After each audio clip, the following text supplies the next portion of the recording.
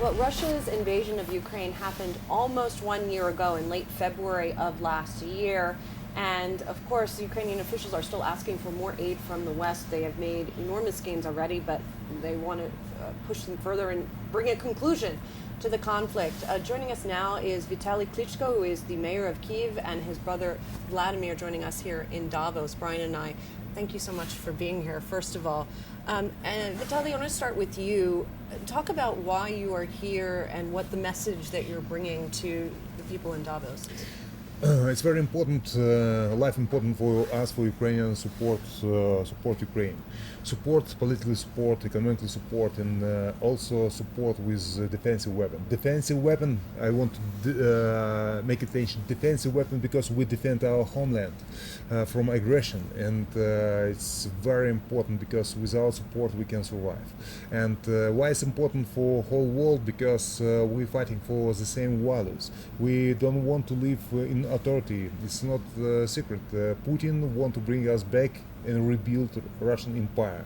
We don't want back to USSR. We see our future as part of European family, and that's why we're fighting, and that's why we need support. If we have the same values, if we want to live in a country where the human rights is main priority, democratic values and human rights. For that we're fighting for future for our families, for our children, and it's life in critical important for us, life important. That's why we are right now here and talking in Davos with decision maker in politics and business, and also not just weapons, not just military support. Also we have to think about day after tomorrow, success of Ukraine, the best answer for our friends and also for our enemies. A lot of the executives I talk to here, they call out the Russia-Ukraine war as a key risk to their business, but they seem very detached from the situation. As someone dealing with this every day, explain to us what you're seeing on the ground from day to day and what does it look like today? It is difficult during the winter time, and Russia is destroying our energy resources. It's difficult for the people, for the civilians. It's complicated. We just, the day before yesterday, were precisely bombed with Russian rockets, and in the city of Dnipro, the building with residential building, with lots of people in it, children and families in it, was destroyed, and over 40 people were killed, and still actually discovering other bodies to know the exact loss that we have. And on the military side, obviously on the front line, we tremendously need weapons. And the mayor just mentioned it. Weapons during the war make people live or die. For us to defend our country, it gives us sense and chance for life, to keep our infrastructure alive, to keep our civilians alive. And the war crime that is happening in Ukraine, that is done by the Russian army, is just horrifying, and justice must occur. Behind every raping, killing, that's exactly what is happening in Ukraine on a bigger scale, has first and last name of the person who've done it, and we know those names. And it is extremely important to give us Ukrainians support that we need on humanitarian side as well as on the military side to finish this war. You can finish it only on the front line during the war, and we hope and we're thankful to the US government for delivering for us those weapons that are needed.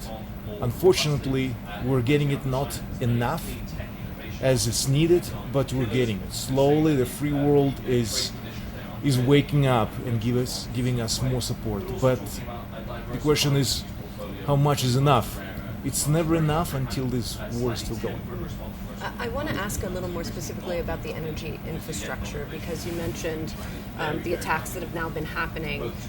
We're in the depths of winter, as we feel very well here in Davos as well, and now you've got power that is being knocked out to certain areas.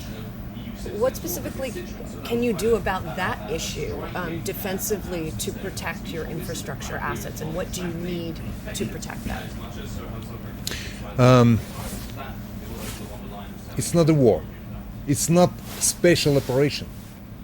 It's genocide and terrorism. I doesn't have another words.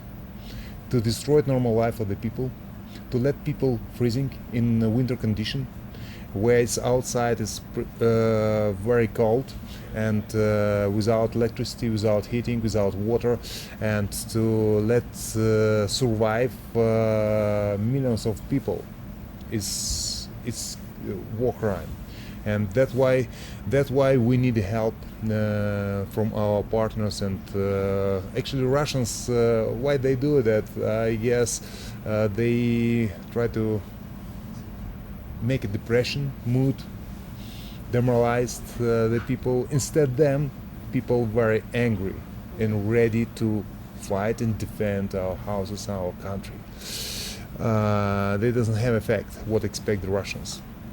And in this case, situation is critical. We fighting for surviving, and want to say thank you very much for support for everyone who send electric generators, who spread humanitarian help to Ukraine. It's life important for us. But we're strong, and I listen 1,000 times from our citizens. Better we living without electricity than with Russians.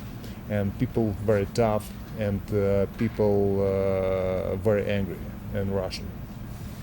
You all have talked about the support from the West. I know, Vladimir, you've talked to the German officials and German government a bit. We just had a German defense minister resign over controversies about perhaps not enough support for Ukraine.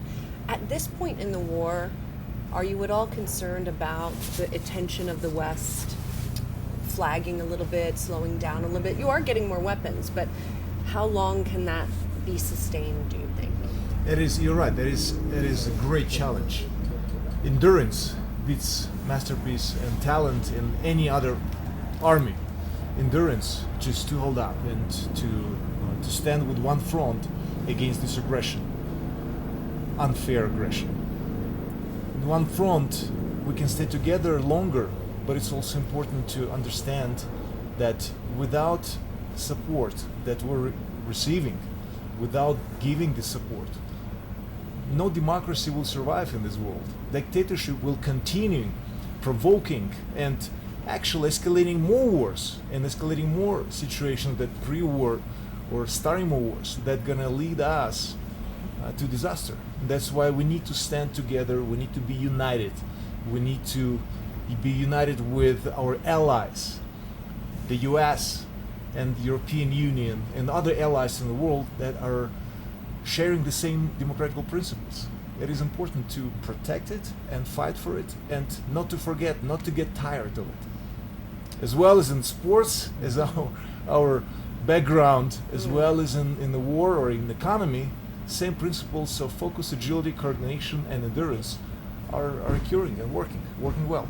The situation on the ground, of course, is dire and very tough, but have you been able to start mapping out what reconstruction may look like and when that may even happen? First of all, the priority for us: stop this senseless war. And yes, of course, we're here in Davos, and we're thinking and talking for day after tomorrow, because success of Ukraine is the best answer for our friends, for our supporters, and also for our enemies. That's why we're looking for the reason of this war. We don't want back to USSR, and we see our future as part of European family with democratic values, with European standards of lives for our citizens. And that's why it's success of Ukraine is main priority, and also we're looking for investment. We're looking and thinking and making plans for day after tomorrow. It's very important also. You guys are heroes. You know, where when you come to Davos, people come up to you, they say we support you, they want to shake your hand, they want to take pictures with you. Vitali, do you feel that is genuine? Do you feel that means as much if they're not giving you the military support that you need? It's very important to pay attention to Ukraine. It's very important to support Ukraine. It's that's why we're here, and also to remind for people we're defending not just our homes, we're defending the same values, democratic values, and it's actually very important also for Ukraine and for the West. We're defending. I'm sorry, maybe it's big wars, but we're defending not just our home and our children and our future. We're defending every one of you, because the Putin want to break the international laws. They talking right now about rebuilding Soviet Empire, and please don't forget the big part of Europe was also the part of Soviet Empire. Also, I tell to Germans, please don't forget the Putin thinking, looking on Germany also, because half of Germany was the part of Soviet Empire where Putin spent years as KGB agent. In Moscow, we listen voices regarding Poland, regarding Baltic countries, and it's very aggressive. Everyone make a huge mistake. A lot of experts thinking that Putin will be happy with an Crimean action. He's not happy. Denis Lugansk, he's not happy. He want to occupy whole Ukraine. He want to rebuild Russian Empire, and we don't want to live in the country where there's no human rights. Could this war go on for another year, 5 years, 10 years? It's depend from us, from Ukrainian. It's depend from our partners, and that's why it's interesting wars depend from weapons, because we're ready to defend our hometown, home country, and its main priority in the battle, spirit and will.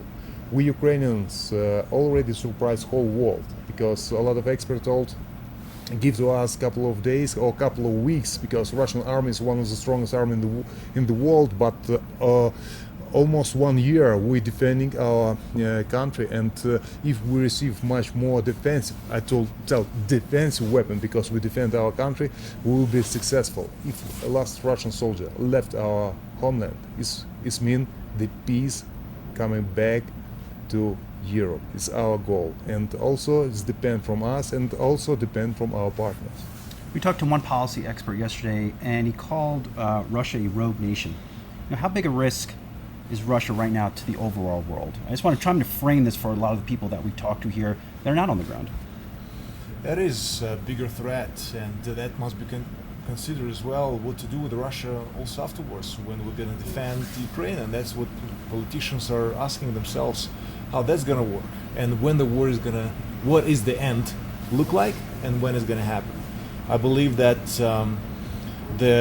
when the Russian army is going to fail, that's going to be also inside of the country, in Russia, definitely cause some turbulence on the political level, on personal level, and so on, because many Russians lost their lives in Ukraine, and there's still a lot of relatives, mothers and fathers asking for what our children were killed and died in Ukraine, and eventually, this regime that we have is not actually what we want to have. I mean, there's a lot of questions going to be for the West and for the free world. Is going to be used any other chemical weapons and nuclear weapons during this time, and what the end is going to look like. There's a lot of questions, but not much of answers. But I think also in this war, we need to do it step by step, and obviously plan as well as rebuilding Ukraine, and the next steps with Russia, how that's going to look.